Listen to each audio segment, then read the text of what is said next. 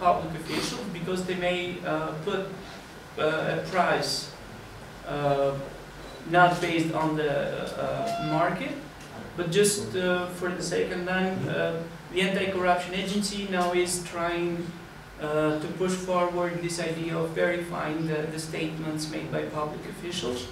But also our movement is trying to verify some of the officials which may be more suspicious in their so, and also we have a Truthometer, but it's almost similar.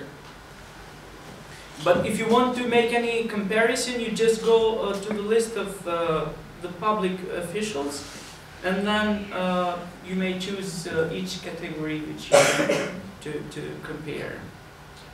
So it's quite easy.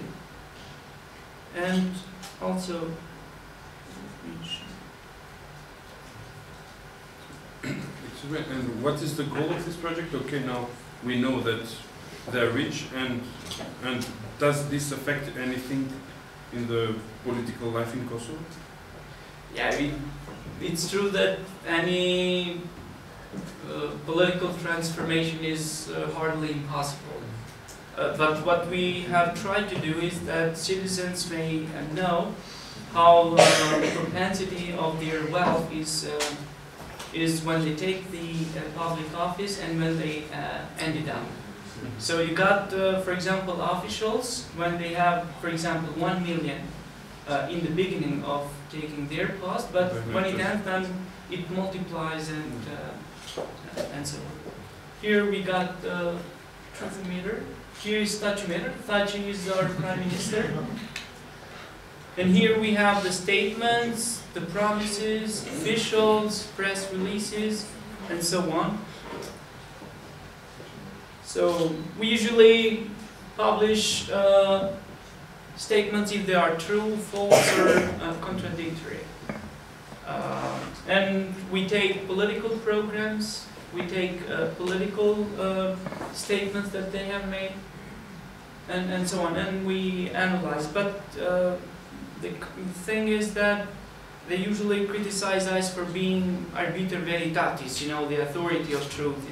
You are not the authority of truth. Who are you to evaluate, you know, if this statement is true or if it's false? So these two tools maybe are more interesting than. But me myself, I'm not so much fond of with technology. So. Can I? Actually, it is maybe related to both of the presentations, as we are talking about new information technologies. How is the literacy of people? I mean, we're currently introducing some new, sometimes even innovative ways of communication. And for example, in your website, can you see what's the level of the visitors, how it has developed, and maybe even like try to figure out who are the ones that are using it, like which can kind of define your target group? Yes, we have the private company which manages our website, and we usually get the data, how many visitors have visited our website, how many visitors have visited specific programs and activities, how much time did they spend on visiting our website. So we get, and I talked also to my colleague, and there is a concern that we are not so much, I think, careful in promoting our website and our work that we do. We usually make research, publish in the media, and there is no any other follow-up. And this is a matter of concern. And so, yeah, we are not so much, I think, focused on the importance that the website may have. Can I pose the question to you as well? Yeah, so this question is very important, but it's not related only about the uses of new technology and how you said also, do people use new technology in order to get informed? Yeah, like and how much they use new yes, technology? yes. So in Macedonia we have around 60% of internet penetration, and we have computers in every school, and so internet is quite common tool to use. And this is not the main problem in Macedonia. The main problem in Macedonia is, that's why I asked the question, okay, we have those information, we have those websites, okay, and we could also even have, I don't know, thousands of visitors visiting this website, because in Macedonia we also have Truthometer, etc. What is the main challenge? How to really capitalize those information? How to take the most of this information in order to influence the political life in our countries? So, and this is the main issue. What we are trying to do in Macedonia is to partner with media, and also creating our own media in order to present those information to a wider audience, and then at least try to influence the decision that the citizens will make in democratic instruments like elections, etc. So this is the main problem. It's not technology. And as I said in my presentation, first we thought people do not know how to use those internet tools. So we did a lot of projects, building capacities, presentation in different parts of our country. And then we said, okay, it's about security and privacy. We also did that. And then still we do not have a major impact in the political life in Macedonia. Not as one organization, Metamorphosis, but also as a sector. The entire NGO sector somehow lately is not really, it has lost its edge. And the main reason is that the public space is usurpated by political parties. Not only by political parties which are part of the government, but in general, it is usurpated by political parties in the government and in the opposition, and there is a very little space left to the citizens. And that's why we're trying to use all those tools. We use all the channels that are at our disposal, and also we are creating new ones in order to really provide citizens with information which is the most objective one, credible and relevant, in order for them to make the best decision, without entering this debate of voting for one or the other political parties, but just argumenting with facts. For example, if a certain statement is true or not, if a certain promise made by a political party is realized or not, and then it's up to the citizen to decide. And that's where the role of our organization and our project ends. So I don't know about internet penetration in Kosovo, but in Macedonia the usage and the visits of those websites is okay. It has become quite normal, you know.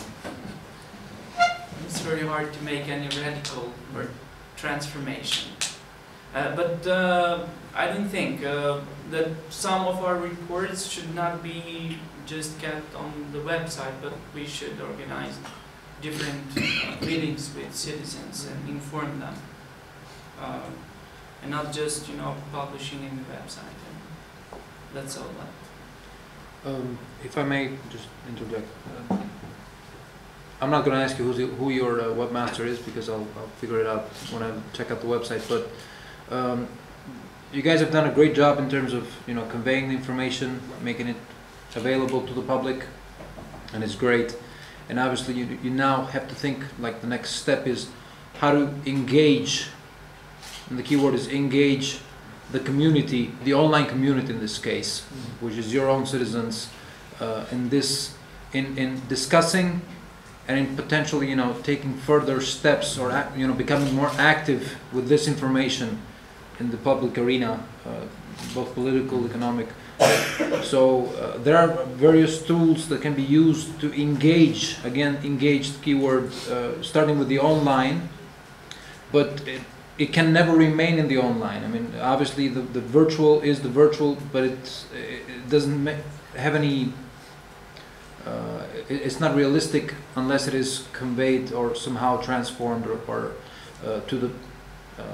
So obviously, trying to figure out which ways, tools work best to engage again, you know, your community, those visitors. I mean, if you have 1,000 visitors, maybe one thing that you can do in terms of like the website is create a newsletter. I can visit 200. I would like to visit 200 websites a day, but I can't. So one thing that I try to do, speaking on a practical term now, is I would like to subscribe and get an email once that website is updated. I think that would that would be beneficial to your audience in terms of keeping them updated. And then when you see you update the information, then the other thing would be to actually somehow create like mini forums or discussions under those articles, or a place where people can discuss.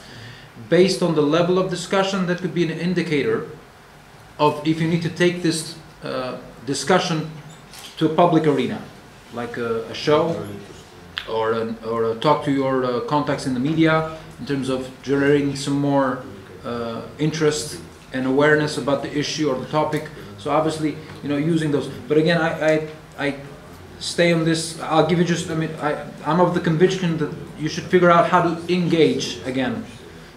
Obviously, I think you guys are doing a great job in terms of, you know, getting that information, analyzing it, and publishing it, and in a format that is readable and clear.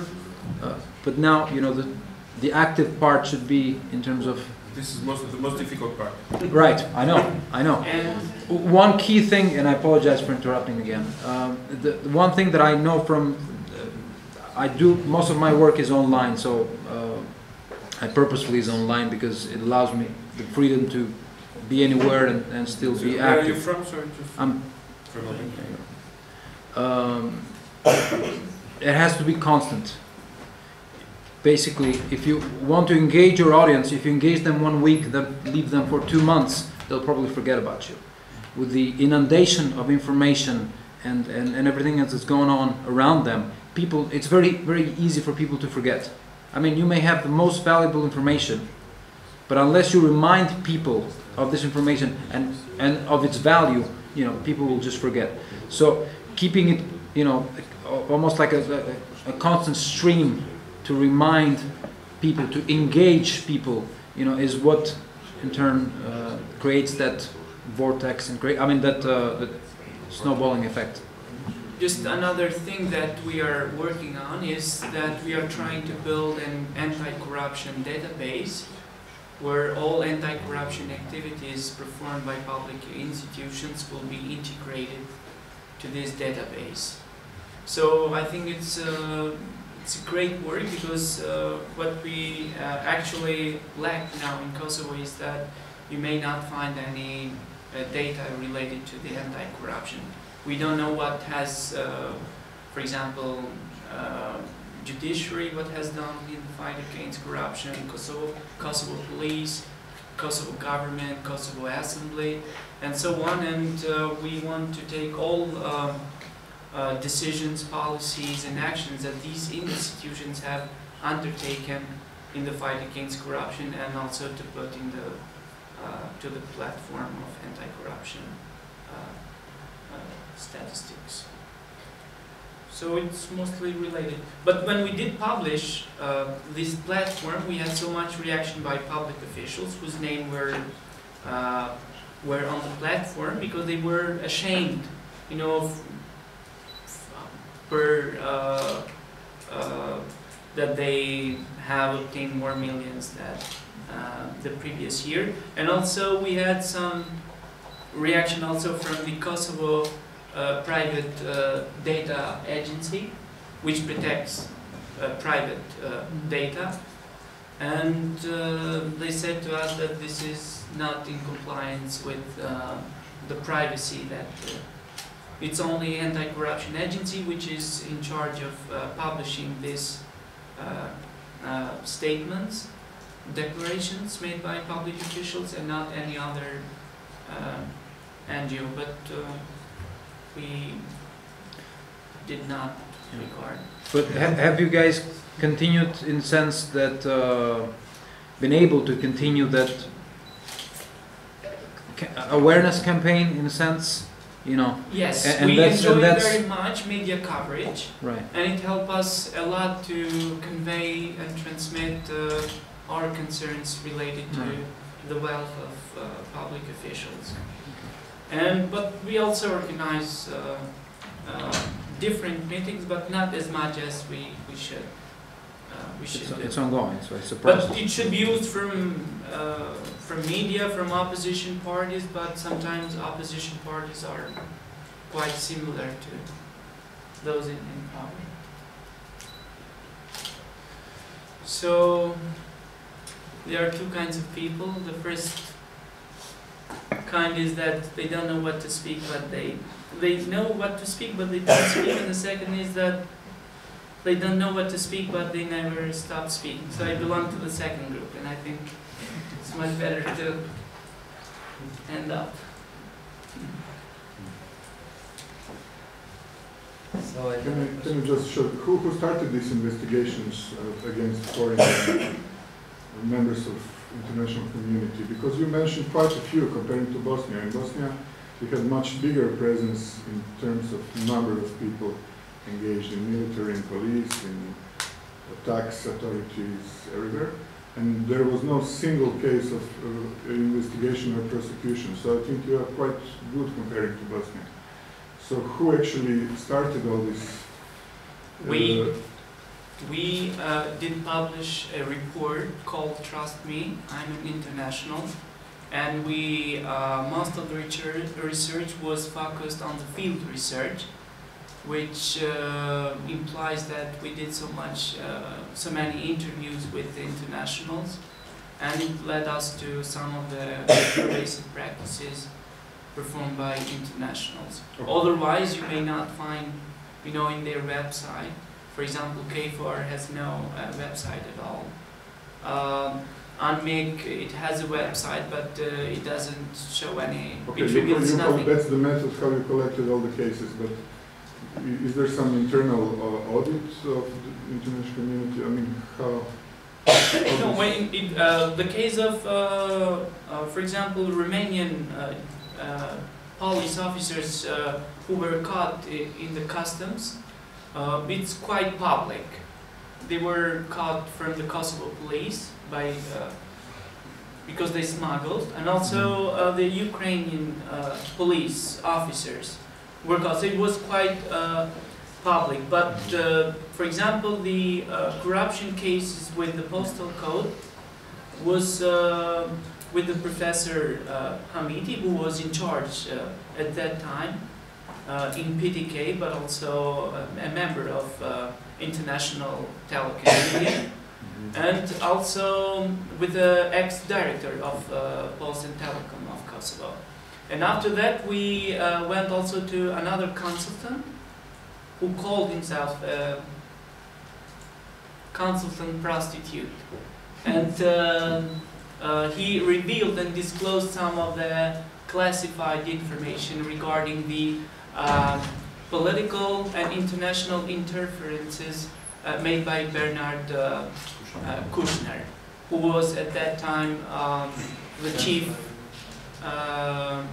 representative of UNMIC, and how they pushed forward and imposed Kosovo government to accept the postal code. And now, because internationals, it's very interesting that they accuse us of for corruption, organized crime, and informal economy, but the fact is that they have ruled with our country. It's not us.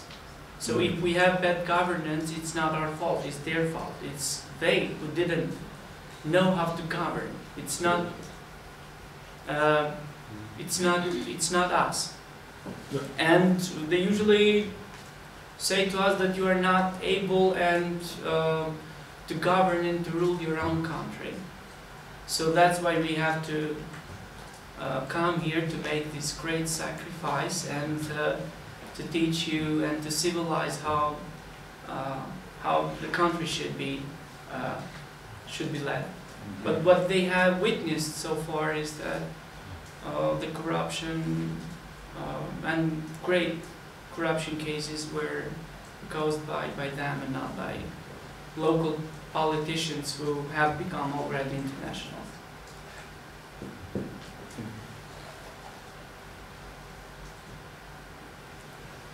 So there is not a question now? No. So we are finished. Thank you for your participation here. We are free now. Thank you. Thank you.